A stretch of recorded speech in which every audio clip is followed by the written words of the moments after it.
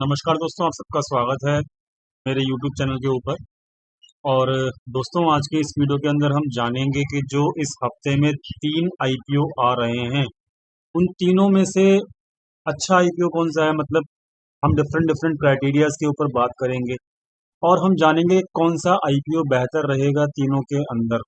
क्योंकि बहुत सारे क्वेरीज आ रही हैं मेरे पास कि सर आप बताइए कुछ कि किस तरीके से हम आईपीओ के अंदर जाने के कौन सा आईपीओ बेहतर होता है, किस तरीके से हम क्रैक कर सकते हैं। तो वो सब क्वेरीज आज हम इस वीडियो के अंदर कवर करेंगे। ठीक है, तो सबसे पहले हम देख लेते हैं कि कौन सा आईपीओ यहाँ पर आ रहा है इस हफ्ते में। तो यहाँ पर ये आईपीओ अपकमिंग आईपीओ के नीचे आपको दिख रहा होगा कि 29 से लेके और 1 अक्टूबर तक, यानी कि कल मंगलवार से लेके और बृहस्पतिवार तक 3 दिन के लिए यहाँ पर 3 कंपनीज के आईपीओ आ रहे हैं।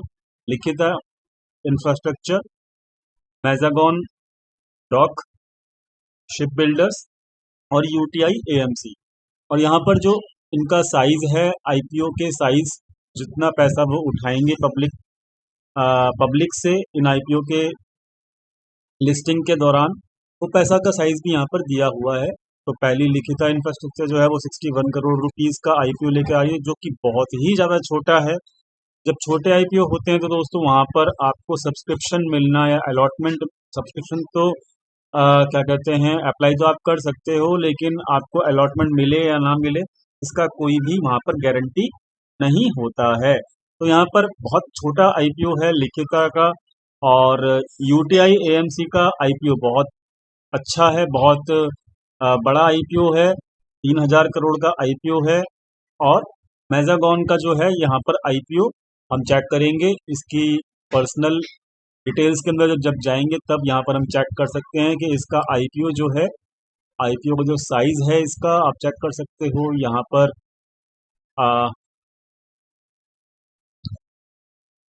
ये तकरीबन 428 करोड़ का है, 428 करोड़ रुपीस का आईपीओ यहाँ पर आपको मिलेगा। तो ये भी अच्छा खासा आईपीओ है। तो यहाँ पर ओवरऑल जो ये तीनों आईपीओ हैं वो निकल के आ रहे हैं। दूसरी चीज, अब हमको ये देखना पड़ेगा कि लोग पूछते हैं कि भाई हम कैसे खुद से जज कर सकें कि कौन सा आईपीओ यहाँ पर बेहतर होता है। तो यानी कि यहाँ पर आपको समझने के लिए ये दो पैरामीटर सबसे पहले इम्पॉर्टेंट है जानने के लिए। पहला पैरामीटर दोस्तों कि साइज से मैटर नहीं करता और कितना बड़ा उसका इशू है ये सब, या फिर किसी के प्राइस, क्योंकि यहाँ पर बिड प्राइस भी होता है। तो प्राइस किसी का सस्ता है या किसी का महंगा प्राइस है, उस चीज़ से भी मैटर नहीं करता। तो यहाँ पर दो चीज़ हैं, एक तो हो गया साइज ऑफ द आईपीओ और दूसरा होता है यहाँ पर बिड प्राइस। तो ये जो दोनों फैक्टर्स होते हैं, इन चीज़ों से बहुत सारे दर्शक, बहुत सारे क्या कहते हैं, यहाँ पर लोग सोचते हैं कि भाई जैसे कि यहाँ पर यूटीआई एएमसी का जो आईपीओ है वो 3000 करोड़ का है। तो पीपल स्टार्ट टू थिंक मतलब this IPO is very much good. But दोस्तों ऐसा नहीं होता है, इसके भी कुछ रूल्स होते हैं। और तो रूल्स क्या होते हैं मैं आपको समझा देता हूँ। देखो, यहाँ पर कभी भी ना साइज के ऊपर या फिर उसके बिड प्राइस के ऊपर नहीं जाना चाहिए। हमेशा हमको कंपनी क्या कर रही है, कंपनी क्या आगे करेगी, उसकी क्या ग्रोथ है और उसके फंडामेंटल्स कितने स्ट्रांग हैं, उसके आगे के फ्यूचर के प्लान क्या हैं, ये सब चीज़ों के ऊपर अगर हम फोकस करेंगे तो हमारा पैसा बिल्कुल भी नहीं डूब सकता।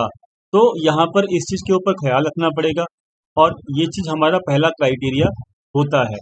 दूसरा क्राइटेरिया क्या होता है कि कंपनी के ऊपर डेप्ट कितने हैं।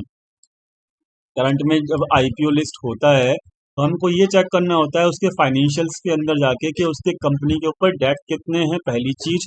दूसरी चीज, उसके प्रॉफिट्स किस तरीके से वो कंपनी अर्न कर रही है रेगुलरली पिछले 3 से 4 सालों से। तो अगर ये दोनों चीज भी हमने चेक कर ली, आ, तब हम आसानी से पता लगा सकते हैं कि कौन सी कंपनी बेहतर है। यहाँ पर दो चीजें मैंने आपको बोली, एक तो फाइनेंशियल चेक करने के लिए बोला, दूसरी चीज कि nature of the work of the company, तो ये दो चीज़ आपको जाननी बहुत ज़रूरी है, तो हम फटाफट से तलाश कर लेते हैं कि कौन सी कंपनी क्या कर रही है। तो मैं आपको बता देता हूँ कि लिखिता इंफ्रास्ट्रक्चर जो है ये गैस डिस्ट्रीब्यूशन गैस डिस्ट्रीब्यूशन का काम करती है ऑयल एंड गैस सेक्टर के अंदर। तो ये गैस डिस्ट्रीब्यूशन का काम कर रही है तकरीबन 16 यहाँ पर स्टेट्स के अंदर, 16 स्टेट्स के अंदर यहाँ पर अभी ये वर्किंग है, और यूटीआईस के अंदर भी यहाँ पर ये काम कर रही है लिखिता इंफ्रास्ट्रक्चर। और जो ये पाइपलाइंस होती हैं गैस डिस्ट्रीब्यूशन के लिए, ये उसको बिछाती है पाइपलाइंस को, और जिसके थ्रू गैस को डिस्ट्रीब्यूशन किया जाता है, जिसके अंदर हमारा सीएनजी गैस आता है।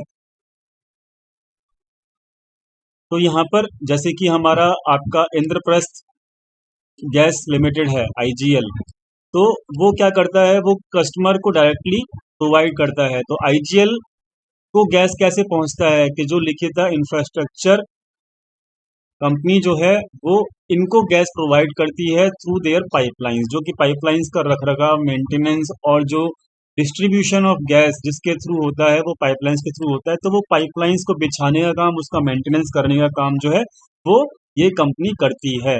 और दोस्तों, आप सभी जानते हो कि यहाँ पर सरकार का जो आगे आने वाले टाइम के अंदर पूरा का पूरा फोकस है कि अभी क्योंकि 16 स्टेट्स के अंदर ये काम कर रहे हैं सीएनजी के पंप्स, और 16 स्टेट्स के अंदर ये कंपनी काम कर रही है, तो अभी फोकस पूरा ऑल ओवर कंट्री के अंदर इसका स्कोप बहुत अच्छा है, और इसका ग्रोथ क्राइटेरिया भी बहुत अच्छा रहने वाला है। तो यानी कि इसका जो काम है वो बहुत ही प्रॉमिसिंग है, और इसके अंदर ग्रोथ पोटेंशियल भी है। ठीक है, लेकिन प्रॉब्लम क्या है कि इसका आईपीओ साइज है बहुत ही ज़्यादा छोटा है, इसमें कोई गारंटी नहीं है कि आपको यहाँ पर इसका अलॉटमेंट मिल जाए। ठीक है, दूसरी चीज मेजागॉन यहाँ पर डॉक जो कंपनी है ये क्या करती है ये बता देता हूँ। यहाँ पर नेवी के लिए जो भी शिप्स बनाए जाते हैं और उनका जो मेंटेनेंस होता है वो सारा का सारा काम ये मेजागॉन डॉक शिप बिल्डर करते हैं। ये प्योरली एक गवर्नमेंट कंपनी है, इसमें किसी का भी अभी तक कोई भी मेजर स्टेक होल्डिंग नहीं है। टोटली 100% जो स्टेक होल्डिंग है वो प्योरली गवर्नमेंट की है, और ये मिनिस्ट्री ऑफ डिफेंस को कंपनी उसके अंतर्गत आती है। तो ये सेंट्रल की कंपनी है, मिनिस्ट्री ऑफ डिफेंस के लिए काम करती है, नेवी के लिए काम करती है, क्या काम करती है वो बता दिया। और अब यहाँ पर एक चीज और है कि जो इस कंपनी का जो फ्यूचर है वो फ्यूचर भी बहुत अच्छा है। क्यों? क्योंकि यहाँ पर अभी आपने रिसेंटली देखा होगा कि अब फोर्सेस के ऊपर जो हमारे तीनों फोर्सेस हैं, चाहे वो एयरफोर्स हो, चाहे वो हमारा किसी भी टाइप की फोर्स हो, चाहे नेवी हो, चाहे वो हमारी थल सेना हो, तीनों टाइप की जो फोर्स हैं उसके ऊपर पूरा का पूरा फोकस किया जा रहा है। और दूसरी चीज, हर साल जो बजट पेश होता है उसके अंदर फोर्स का जो बजट होता है, मतलब फोर्स को जो पैसा दिया जाता है वो एक अच्छा खासा पैसा फोर्स के ऊपर खर्च किया जा रहा है। उसके चाहे तो आप वेपन्स के लिए ले लीजिए, या फिर उसके जो शिप्स हैं, पनडुब्बियां हैं जिनके थ्रू काम करती है नेवी, तो वह सब चीज के लिए यहाँ पर पैसा दबा के खर्च किया जा रहा है सरकार के द्वारा। दूसरी चीज, मेजागॉन डॉक के पास 54,000 करोड़ के ऑर्डर अभी पेंडिंग पड़े हुए हैं, जो कि उनको यहाँ पर फुलफिल करने हैं अगले 3 से 4 साल के लिए। तो ये एक इसका पॉजिटिव पॉइंट है। लिखिता इंफ्रास्ट्रक्चर के पास भी ऑर्डर पड़े हुए हैं तकरीबन 600 करोड़ के, जो कि पेंडिंग उनकी ऑर्डर बुक के अंदर पड़े हुए हैं। तो ये भी इनके लिए क्या कहते हैं, एक बहुत पॉजिटिव साइन है। छोटी कंपनी है, छोटा आईपीओ है, लेकिन इनका ऑर्डर साइज बहुत ही ज़्यादा बड़ा है। तो डेफिनेटली ये दोनों कंपनी बहुत ही ज़्यादा बेहतरीन है, और इनका फ्यूचर ग्रोथ भी बहुत ज़्यादा अच्छा है। दूसरी चीज़ हम बात कर लेते हैं यूटीआई एएमसी के बारे में। दोस्तों, यूटीआई एएमसी जो है, आप सब लोग जानते हो कि ये सबने नाम भी सुना होगा। ये म्यूचुअल फंड्स के अंदर काम करती है ये कंपनी, और तकरीबन 58 से लेके 60 इंस्टीट्यूशंस इसके अंदर इंगेज्ड हैं, म्यूचुअल फंड्स के जो बड़े बड़े मतलब इंस्टीट्यूशंस का जो ये पैसा है ये हैंडलिंग कर रहे हैं यूटीआई, और इनका जो एक्सपीरियंस है वो तकरीबन बहुत बड़ा एक्सपीरियंस है, मुझे एग्जैक्टली याद नहीं है, लेकिन ये बहुत पुरानी कंपनी है जो कि वर्किंग है और बहुत ट्रस्टेड है और बहुत लोगों का ट्रस्ट है इस कंपनी के ऊपर। तो ये इसका एक पॉजिटिव पॉइंट है, और ये म्यूचुअल फंड्स के अंदर डील करती है। इसका आईपीओ साइज भी बहुत बड़ा है, तो यानी कि ये आपको आईपीओ आराम से अलॉट हो जाएगा, इसके अंदर सब आपको अलॉटमेंट आराम से मिल जाएगा अगर आप इसके लिए करते हैं तो।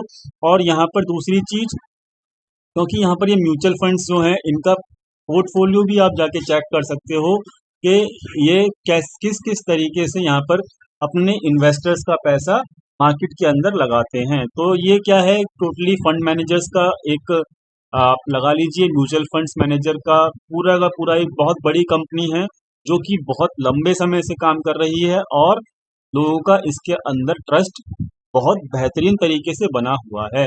यहाँ पर ओवरऑल इसकी जो ग्रोथ रहेगी वो डेफिनेटली अच्छी रहेगी, क्योंकि यहाँ पर जब कभी भी मार्केट बॉटम आउट होगा तब म्यूचुअल फंड्स डेफिनेटली वहां पर एक अच्छा रिटर्न आपको देकर जाएंगे लॉन्ग टर्म पर्सपेक्टिव से। तो यहाँ पर ओवरऑल जो है कहानी, ये तीनों कंपनी का मैंने आपको पॉजिटिव्स बता दिया, और तीनों कंपनीज के अंदर जो है 29 से लेके और 1 अक्टूबर तक के लिए ओपन रहेगा विंडो नॉर्मल पब्लिक के लिए। दूसरी चीज, इनका जो आईपीओ साइज है वो भी आपको मैंने बता दिया। इसका जो आईपीओ साइज है दोस्तों वो 478 करोड़ का है, मैं यहाँ पर लिख देता हूँ ताकि आपको दिख जाए। दूसरी चीज कि अलॉटमेंट, मुझे ऐसा पर्सनली लगता है कि लिखित इंफ्रास्ट्रक्चर के अंदर अगर आप लकी होंगे तभी आपको यहाँ पर इसका अलॉटमेंट मिलेगा। बाकी ये दोनों कंपनीज जो हैं मैजागॉन और यूटीआई, इसके अंदर आपको अलॉटमेंट आसानी से मिल सकता है। दूसरी चीज, यहाँ पर कौन सी कंपनी के अंदर एक चीज और होती है कि कौन सी कंपनी के अंदर आप किस तरीके से ट्रैक करें कि किसका लिस्टिंग अच्छे से बम्पर लिस्टिंग हो सकती है दोस्तों। उसके लिए एक इम्पॉर्टेंट फैक्टर होता है, वो होता है दोस्तों ग्रे मार्केट प्रीमियम। ठीक है, ग्रे मार्केट प्रीमियम जो होता है वो प्रीमियम होता है कि वो प्राइस होता है, मतलब वो प्रीमियम का प्राइस होता है जो कि आईपीओ को लिस्ट होने से पहले उसके अंदर जो एप्लीकेशन सबमिट की जाती हैं, या फिर कुछ एप्लीकेशंस वहाँ पे जो सबमिट होने के बाद रिजेक्ट हो जाती हैं, जो ऑर्डर्स जो इंस्टीट्यूशंस लोग लगाते हैं वहाँ पर, और इंस्टीट्यूशंस लोग अपने ऑर्डर्स अपने एप्लीकेशंस वहाँ पे लगाते हैं।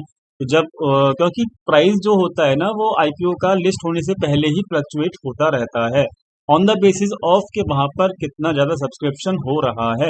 तो वहाँ पर ग्रे मार्केट प्राइस प्रीमियम जो है वो आपको ये बता देगा, पहले से पहले ही लिस्ट होने से पहले ये बता देगा कि कौन सा स्टॉक जो है किसके अंदर जो है अच्छा सब्सक्रिप्शन चल रहा है पहले से ही। देखिए क्या होता है कि पब्लिक के लिए सबसे लास्ट में खोला जाता है आईपीओ जो है 29 अक्टूबर को खोला जाएगा एंड 29 सितंबर को सॉरी, और ये 35% इसके अंदर भागीदारी, मतलब 35% का जो टोटल 100% में से 35% जो है हिस्सेदारी वहाँ पे पब्लिक के लिए खोली जाएगी। लेकिन जो 65% है वहाँ पर इंस्टीट्यूशंस के लिए खोला जाता है, और इंस्टीट्यूशंस इसके अंदर ऑलरेडी क्या कहते हैं इन्वेस्टमेंट करना शुरू करते रहते हैं, अप्लाई करना शुरू करते रहते हैं, जिसके थ्रू यहाँ पर लिस्टिंग से पहले जो है ग्रे मार्केट प्राइस वैरी करता रहता है, कभी नीचे जाता है, कभी ऊपर जाता है, कभी नीचे जाता है, कभी ऊपर जाता है। तो इसके ऊपर अगर आप फोकस रखेंगे तो आपको समझ में आ जाएगा कि जिसका ग्रे मार्केट प्राइस प्रीमियम जो है हैवी चल रहा होगा उसके अंदर अच्छा खासा सब्सक्रिप्शन हो रहा होगा लिस्टिंग से पहले। तो ये ओवरऑल एक छोटी सी परिभाषा जो है मैंने आपको बता दिया कि यहाँ पर ग्रे मार्केट प्रीमियम किस तरीके से काम करता है। अब देखिए लाइव जो है ग्रे मार्केट प्रीमियम जो है यहाँ पर दिख रहा होगा आपको।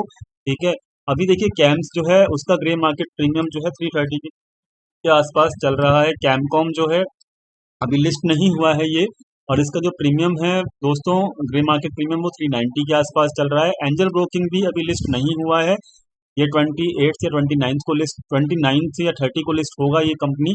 तो अभी ये प्रीमियम के अंदर नहीं चल रहा है, ये डिस्काउंट के अंदर चल रहा है। तो यानी कि इस कंपनी का अभी थोड़ा सा लिस्टिंग के अंदर प्रॉब्लम आ सकती है, क्योंकि ग्रे मार्केट प्रीमियम के अंदर वहां पर इस कंपनी में अपना क्या कहते हैं डिस्काउंट के ऊपर यहाँ पर इसका ग्रे मार्केट प्राइस शो कर रहा है। अब देखिए बाकियों का भी अभी क्योंकि लिस्ट कोई भी कंपनी नहीं हुई है, आगे अपकमिंग जो है यहाँ पर भी आपको देखिए मिल रहा होगा। तो यहाँ पर डेफिनेटली आप देख रहे होंगे 55 रुपये से 60 रुपये ये प्रीमियम चल रहा है यहाँ पर, ठीक है। यूटीआई का तो अच्छा प्रीमियम है, मतलब सब्सक्रिप्शन में अलॉट हो जाएगा आसानी से, और ये अच्छा भी है। इसका अलॉट साइज कम है, ये ग्रे मार्केट प्रीमियम है। इसका अलॉटमेंट बिल्कुल छोटा है, बिल्कुल साइज छोटा है, तो इसका ग्रे मार्केट प्रीमियम छोटा ही है। तो अभी ये तीनों ही प्रीमियम के ऊपर चल रहे हैं। तो दोस्तों यहाँ पर आप अपना डिसीजन खुद ले सकते हो। जो तरीका होता है डिसीजन लेने का वो मैंने आपको बता दिया, और मैंने आपको एक छोटी सी व्यू भी दे दिया। अब आप किस तरीके से कौन से अलॉटमेंट को आप जानना चाहते हो, क्या कहते हैं कौन से अलॉटमेंट के ऊपर आप इन्वेस्टमेंट करना चाहते हो, दिस इज योर डिसीजन, आप खुद ले सकते हो। मैंने आपको इंडिपेंडेंट बनाने की कोशिश किया इस वाली वीडियो के अंदर, ताकि आप खुद से यहाँ पे जान पाएं कि मेरे लिए कौन सा बेहतर रहेगा आईपीओ। मैं आपको कुछ भी रिकमेंडेशन नहीं कर रहा हूँ, मैं आपको एक डिसीजन लेने की पावर बता रहा हूँ कि कैसे डिसीजन हम लेते हैं, ठीक है। यहाँ पर मैंने ओवरऑल जो है तीनों कंपनी के बारे में बताया, डिसीजन कैसे लेना चाहिए, क्या क्या चीज़ें देखनी चाहिए। एक बार फाइनेंशियल आप इन तीनों कंपनियों को जाकर चेक कर लीजिएगा। फाइनेंशियल मैंने इस वाली वीडियो के अंदर नहीं डिस्क्लोज कर रहा हूँ, और इसी के ऊपर जब आप क्लिक करोगे तो इस तरीके से यहाँ पर आपको फाइनेंशियल्स भी दिख जाएंगे। जैसे लिखिता का मैंने यहाँ पे क्लिक करने के बाद यहाँ पर ये जो है आपका यहाँ पर अभी लिखिता का जो है अपडेट नहीं हुआ है फाइनेंशियल्स, ठीक है। हाँ, छोटा सा फाइनेंशियल्स लिख दोगे, बहुत छोटी कंपनी है तो यहाँ पे चेक कर सकते हो कि फाइनेंशियल्स यहाँ पर अपडेट किए गए हैं, ठीक है। तो रेवेन्यू यहाँ पर जो है डेफिनेटली हर साल इंक्रीज किया है। रेवेन्यू इंक्रीज होता है तो यानी कि सेल इंक्रीज होती है, लेकिन साथ में क्योंकि कंपनी नई है तो वहाँ पर एक्सपेंसेस भी इंक्रीज हुए हैं, ठीक है। तो ये सब चीज़ें आपको देखनी पड़ेंगी। यूटीआई का भी चेक कर लेते हैं फटाफट से, क्योंकि वीडियो लंबी हो जाती है, लोग कहते हैं कि भाई वीडियो लंबी हो जाती है, ठीक है। तो लिखिता के फाइनेंशियल बहुत ज़बरदस्त हैं, मतलब अच्छे हैं, रेवेन्यू इंक्रीज हो रहा है। अब यहाँ पे चेक कर लो कि भाई 2017 से लेके और अभी 2020 तक इसका रेवेन्यू डिक्रीज हुआ है दोस्तों, और यूटीआई के अंदर एक्सपेंस भी डिक्रीज हुए हैं। तो ये मैं आपको पहले बताया है कि यूटीआई जो है म्यूचुअल फंड्स के अंदर काम करती है, और म्यूचुअल फंड्स कैसा रिएक्ट करते हैं वो आप लोग जानते हो कि 2017 से ही मार्केट के अंदर एक अनप्रेडिक्टेबल वाली सिचुएशन है, और एक भारी गिरावट भी देखने को मिली मार्केट के अंदर।